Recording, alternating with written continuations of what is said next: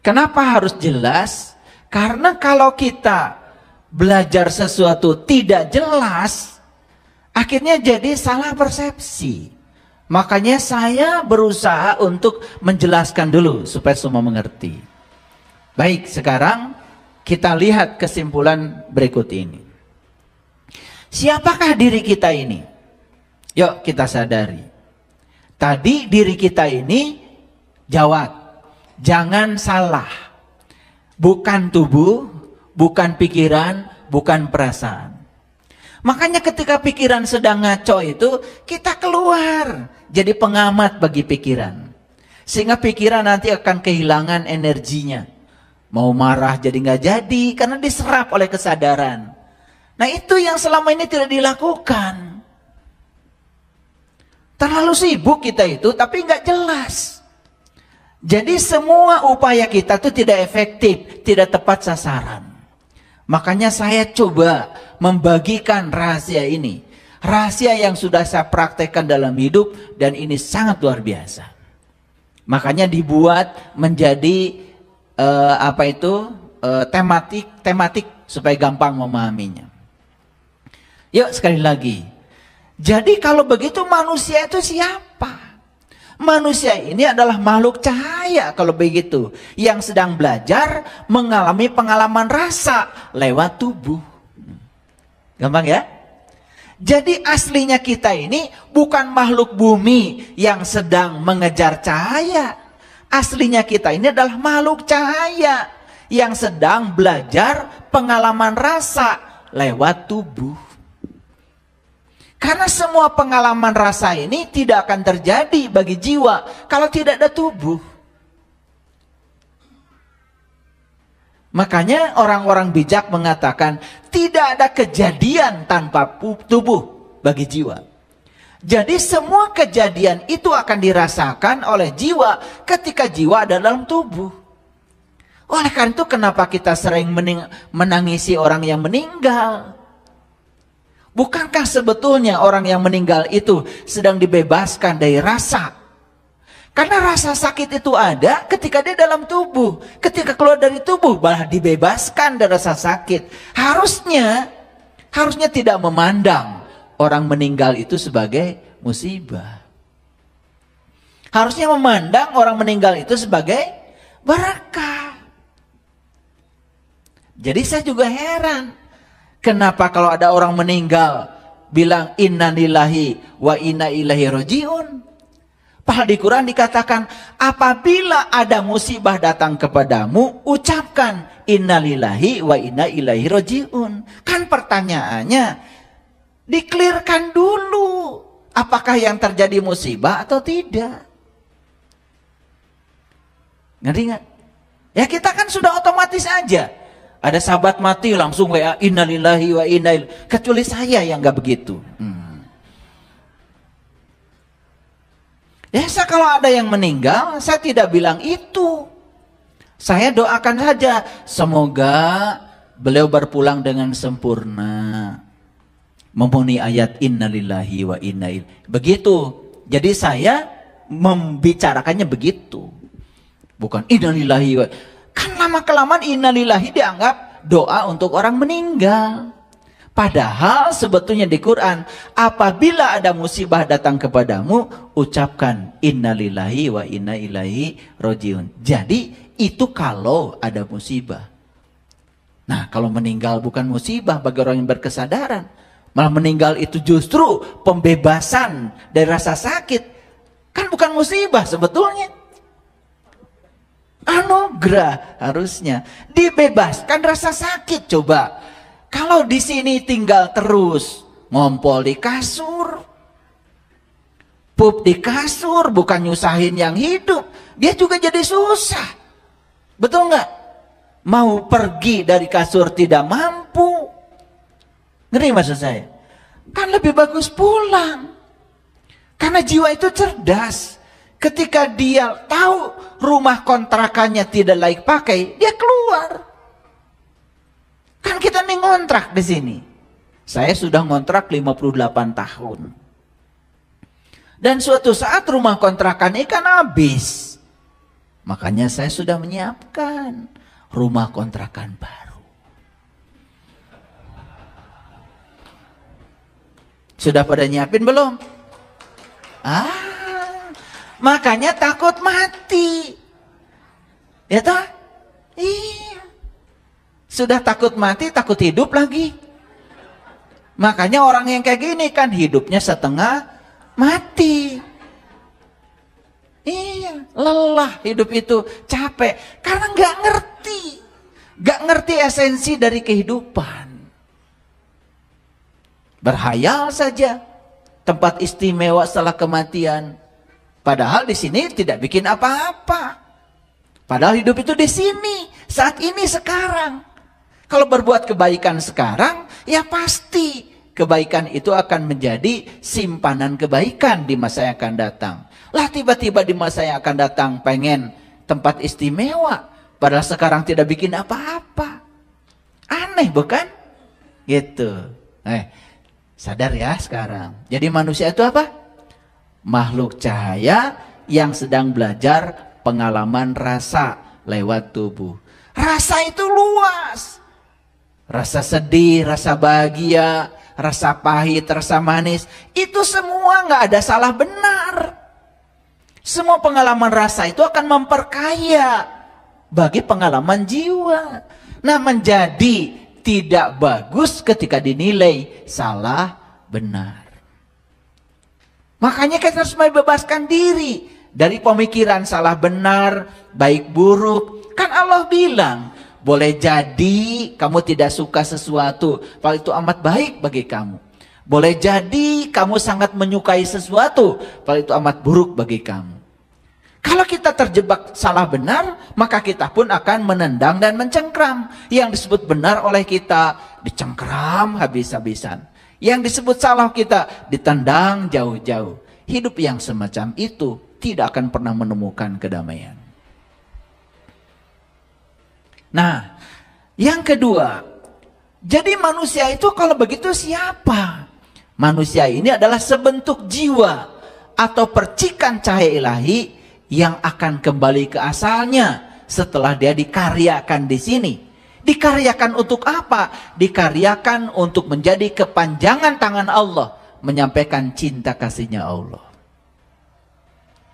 Awas, bukan menyerang orang, bukan menebar kebencian. Yang namanya makhluk cahaya harusnya mencahayakan kegelapan dong, bukan menyumbang kegelapan baru. Ini karena kita tidak sadar esensi dari diri kita. Ini ingat ya, ini belum pemahaman yang sebenarnya. Ini baru penjelasan. Karena pemahaman kan harus dialami sendiri. Bagus kalau Bapak Ibu nanti pada saatnya mengalami sendiri. Mau? Ya, pokoknya paham aja dulu secara naratif ya, belum paham secara hakiki ya. Manusia itu ibarat boneka yang terbuat dari garam yang melupakan asal usulnya, yaitu lautan yang sangat luas. Makanya tugasnya sekarang adalah kembalilah ke laut, larutkan diri dalam lautan tanpa batas. Jadi sebetulnya kalau diumpamakan, diri kita ini seperti boneka yang terbuat dari garam.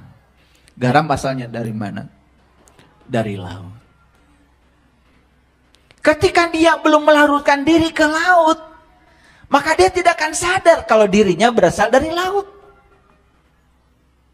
Nah, tugas kita itu sekarang adalah melarutkan diri ke laut. Tapi jangan kemudian pergi ke Pangandaran, nyampe ke sana kemudian langsung nyungsep di sana, saya nggak tanggung jawab. Bukan itu maksudnya. Larutkan ya diri ini ke dalam sifat-sifatnya ilahi. Jadi sebetulnya aslinya jiwa itu Ar-Rahman, Ar-Rahim, Al-Malik, Al-Qudus, As-Salam, Al-Mu'min, ya, Al-Latif, Al-Khabir, As-Sabur. Aslinya tuh begitu. Dia mewarisi sifat itu. Nah sekarang kenapa tidak mewarisi? Sekali lagi karena terkontaminasi oleh unsur lain. Nah tugas kita tuh sekarang membuang semua kotoran-kotoran itu sehingga kita bisa mengembalikan jiwa kita, melarutkan jiwa kita dalam sifat-sifat ilahi itu. Orang yang sudah sampai di situ belajar agamanya, welasan, asihan, dedehan, gak mungkin membenci orang lain sekalipun dia merendahkan dirinya. Makanya Nabi Muhammad walaupun dihina, dilempari batu, beliau doanya apa? Allahumma hdi qaumi fa innahum la ya'lamun. Tuhan, tunjuki mereka, beri hidayah mereka. Mereka melakukan itu kepadaku semata mereka tidak tahu siapa diriku. Mereka melakukan itu kepadaku karena mereka tidak tahu. Kalau kalian dilempari orang pakai batu,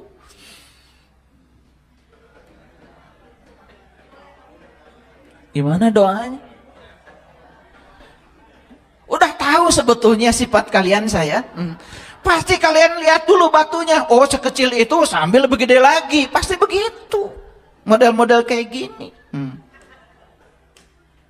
Ngaku saja bertuhankan Allah. Karena tidak mengerti. Tidak melarutkan dirinya ke dalam sifat-sifatnya.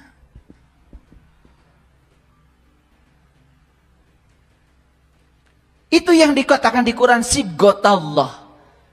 Maka kamu harus mencelupkan diri pada sifat-sifatnya. Tapi jangan lupa, sifat itu tidak pernah terpisah dari zat. Makanya kita belajar 4 sifat.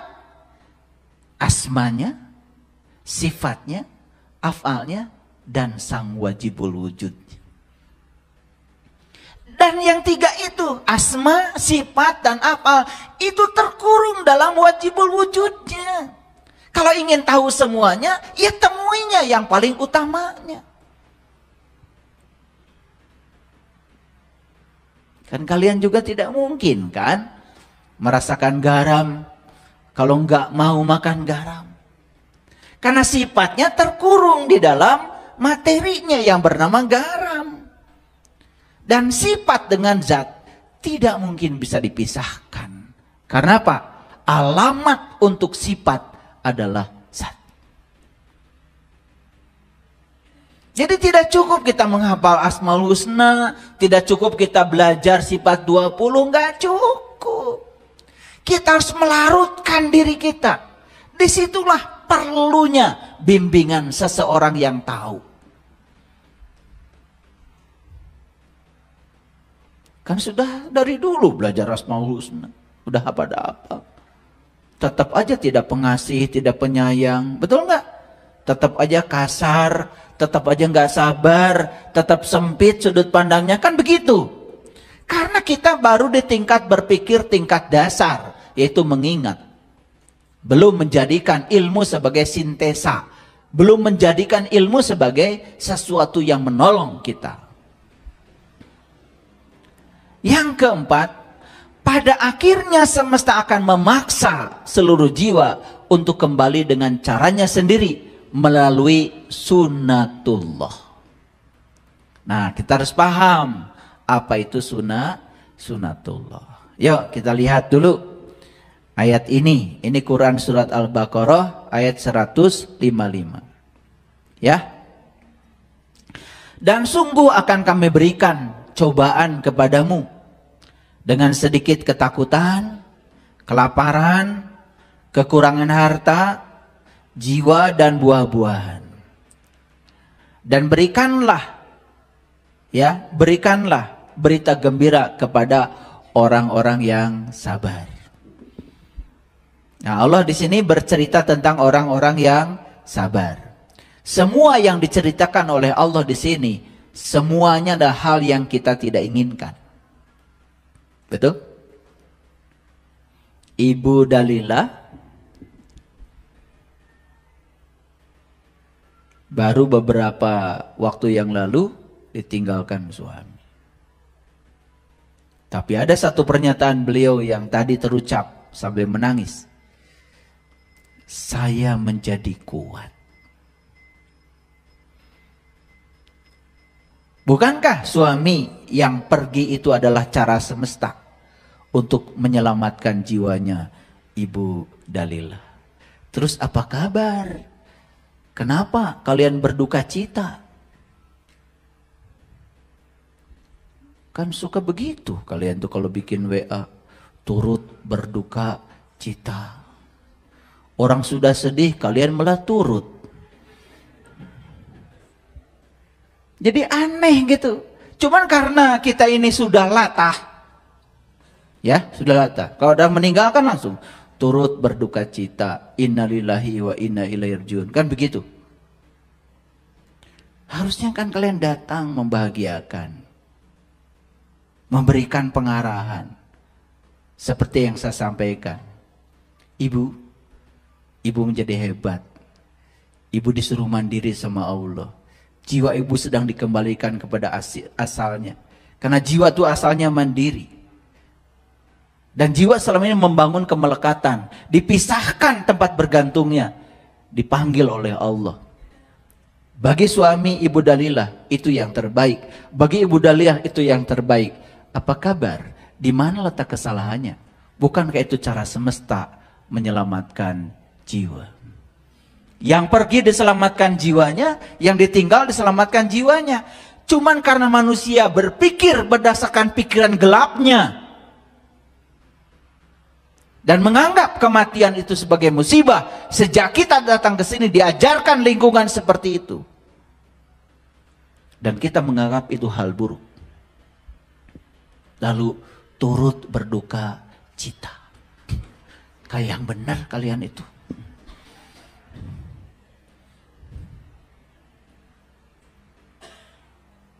Makanya coba ya kalau ikut WA grup itu ada yang warasnya gitu 1, 2 gitu di situ.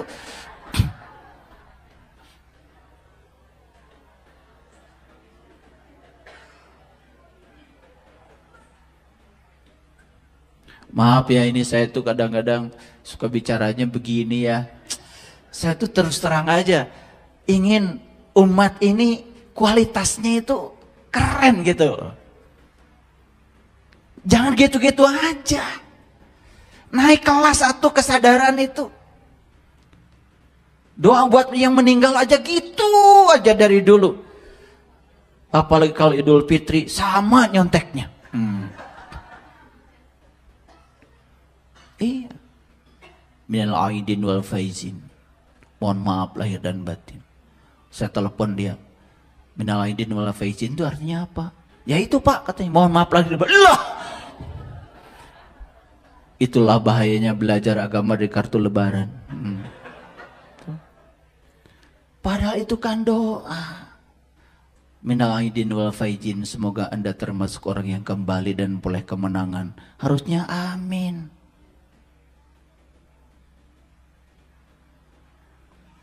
Bukan sami-sami. Itu nuseri pang tarik na tayo. Tara mikir. Punten ya Bu ya. Ini terpaksa harus disampaikan ya. Karena apa? Kita itu aduh dari lebaran ke lebaran, dari saum ke saum itu gak ada yang baru. Sampai kue aja itu aja. Yang lebih lucu lagi masalah ya. Masalah di tahun ke tahun tidak berubah. Itu masalah itu aja. Kalau ketemu si A itu tuh ya pasti kalau ketemu saya masalahnya itu. Gak kreatif, masalah aja masih itu aja. Ini ada kabar gembira nih. Coba perhatikan ayat ini. Dan sungguh kami akan berikan kepadamu cobaan. Sedikit ketakutan, kelaparan, kekurangan harta, jiwa, dan buah-buahan. Dan berikanlah berita gembira kepada orang-orang yang sabar. Siapa orang yang sabar? Jangan buru-buru didefinisikan sendiri. Tanya Al-Quran. Karena setiap ada kata yang tidak dimengerti, pasti ada penjelasan di ayat berikutnya. Nah, di ayat selanjutnya, orang yang sabar itu kata Allah, allazina idza asobathum musibah qalu inna lillahi wa inna ilaihi rajiun. Orang yang sabar itu adalah orang yang apabila ditimpa musibah mereka mengucapkan inna lillahi wa inna ilaihi rajiun. Saya tanya dulu, mengerti belum? Mengerti belum? Jangan pakai insya Allah. Insya Allah itu sebetulnya keren awalnya. Insya Allah itu artinya ya, saya akan melakukan. Tapi di Indonesia insya Allah sudah terdistorsi. Insya Allah itu sebetulnya jawaban yang kelihatannya seperti soleh, padahal sudah ada niat tidak akan melakukannya. Kita sudah menurunkan derajat makna dari kata insya Allah. Makanya saya tidak suka menyebut wanita. Karena dalam etimologi bahasa, wanita itu artinya sesuatu yang menggiurkan dari bahasa Itali. Saya sukanya perempuan, asli bahasa Indonesia. Empuknya yang dipertuan. Orang yang layak untuk dihormati, dihargai. Udah jadi gitu ya. Nanti belajar bahasa lagi. Kesini dulu, kesini dulu. Jadi orang sabar itu siapa? Nih. Alhamdulillah Pak. Setiap kali ada musibah, saya selalu mengucapkan innalillahi wa inna ilaihi. Jadi, kamu sabar? Itulah belajar agama terlalu dangkal. Nih saya kasih tahu ya. Yang suka bilang innalillahi wa inna ilaihi rajiun, bahkan mahrojnya juga udah Iqra 6. Di sini banyak. Tapi belum tentu kalian orang sabar. Makanya harus dipahami. Harus dipahami. Nah, innalillahi sesungguhnya kita berasal dari Allah. Wa inna ilaihi rajiun, dan kita akan dikembalikan kepada apa yang kita pertuhankan. Kalau kita menuhankan Allah, tempat kembali kita pasti Allah. Pertanyaannya satu, apakah kita sudah menuhankan Allah? Kalau sudah menuhankan Allah, timbul pertanyaan yang kedua, apakah kita sudah tahu dan kenal kepada Allah? Kan timbul pertanyaan lagi. Nah, mengucapkan itu bukan berarti membacakan innalillahi wa inna ilaihi rajiun, tetapi mengalami, mempraktekkan dalam hidup. Karena tidak boleh kita mengucapkan kalau kita belum mempraktekannya. Sekarang bagaimana praktek innalillahi wa inna ilaihi rajiun? Prakteknya sederhana. Coba perhatikan musibah itu apa? Musibah itu segala hal yang datang kepada kita dan tidak dikehendaki kedatangannya, bukan? Ulangi lagi, ini agak telat ya. Ngangguknya agak telat. Jadi musibah itu adalah segala hal yang terjadi dalam kehidupan kita yang tidak diundang, tidak diharapkan kedatangannya. Setuju? Oke. Sedangkan yang namanya berkah, itu segala hal yang datang dalam kehidupan kita, dan itu yang kita tunggu-tunggu kedatangan. Oke? Baik. Pertanyaan saya. Ketika datang sesuatu dalam kehidupan kita, dan itu tidak dikehendaki kedatangannya, apa respon kita terhadap yang datang itu? Menolak? Marah? Kecewa? Jengkel? Itu yang namanya orang gak sabar. Walaupun mengucapkan innalillahi wa inna ilaihi rajiun. Selama ini kita terjebak pada ucapan. Yang diucapkan tidak mengerti. Asal sudah dapat ucapan innalillahi wa inna ilaihi rajiun. Apalagi innalillahi wa inna ilaihi raji'un. Wah, udah Iqra 6. Bukan itu esensinya. Agama tuh praktek, bukan ucapan. Yang ucapan gitu banyak, tetapi tetap menolak, bukan? Nah, harusnya ketika dapat sesuatu yang tidak diinginkan, kata Allah, yang tidak diinginkan aku berikan kepada kamu. Bukankah itu cara aku untuk membuat kamu menjadi orang-orang yang sabar?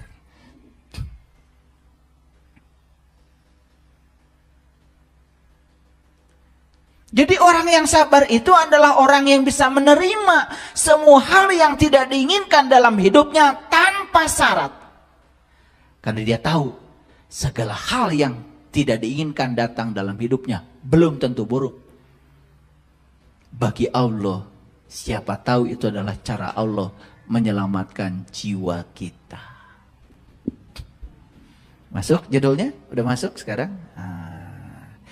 Jadi cara Allah menyelamatkan jiwa kita mungkin saja lebih banyak didatangkan dalam kehidupan kita segala hal yang tidak kita inginkan, bukan segala hal yang diinginkan.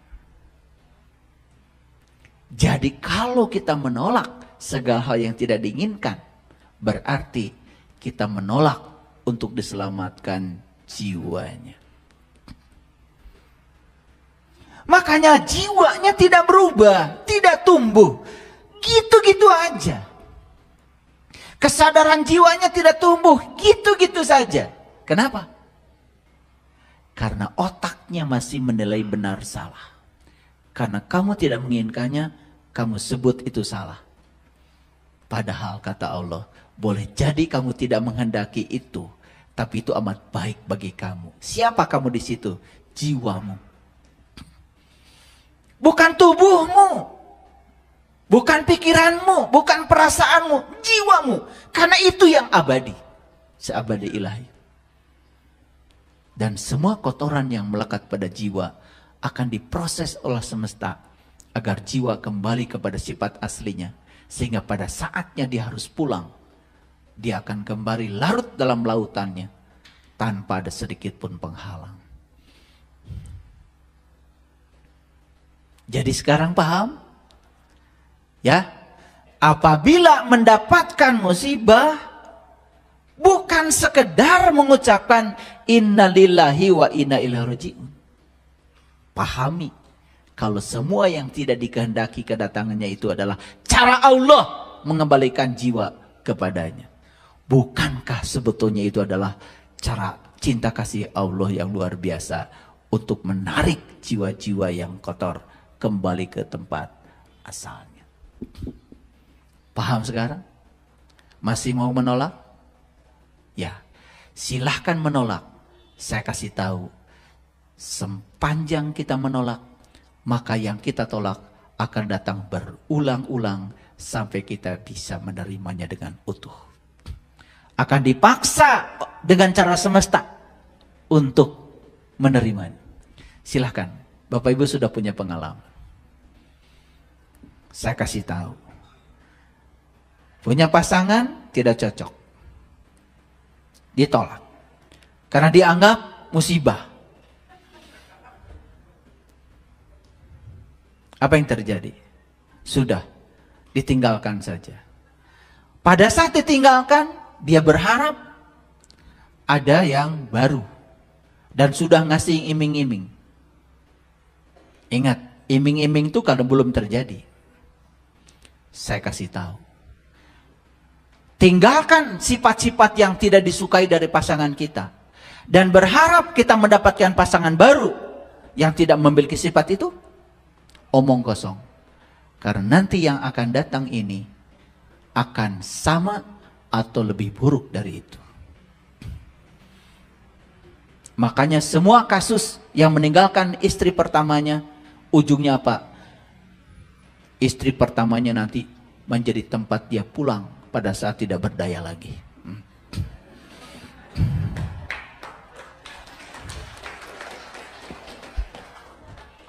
Itu kebodohan atau pintar? Kenapa tepuk tangan? Siapa yang ditepuk tangannya?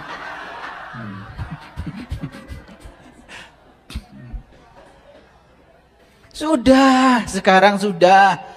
Sekarang lihat. semua hal yang tidak diinginkan dalam hidup saya, termasuk segala hal yang diinginkan dulu pada pasangan saya, malah saya dapat yang tidak diinginkan.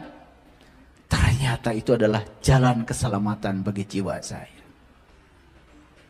Keren baru hidup begitu. Itu baru sudah mempraktekkan innalillahi wa inna ilaihi rajiun. Kalian tuh kebanyakan ngucap. Yang diucapkan tidak mengerti. Padahal itu adalah mekanisme semesta untuk menyelamatkan jiwa. Paham sekarang? Oke. Lanjut, kalau udah paham kita lanjut. Makanya di Quran ada kata-kata yang sangat indah. Walal akhiratu khairul laka minal ula. Wah, ini ayat sudah hafal semua. Dan yang luar biasa, saya melakukan riset. Saya tanya beberapa orang. Ini terjemahnya apa? Walal akhiratu khairul laka minal ula. Kebanyakan menerjemahkan sesungguhnya akhirat itu lebih bagus daripada dunia. Kebanyakan begitu. Ada nggak kata-kata dunia di sini? Nggak ada. Padahal ayatnya sederhana. Sesungguhnya akhir itu lebih baik bagimu daripada awal. Gitu aja terjemahannya. Ada dunia di sini? Nggak ada. Nah, kenapa? Banyak orang yang menerjemahkan sesungguhnya akhirat lebih bagus daripada dunia. Akibatnya apa? Pada nggak kerja di dunia ini.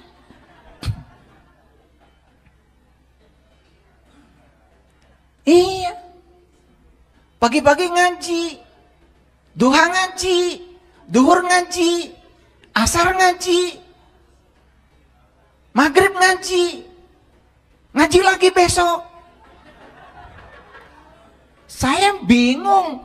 Terus kamu apa gunanya di dunia ini?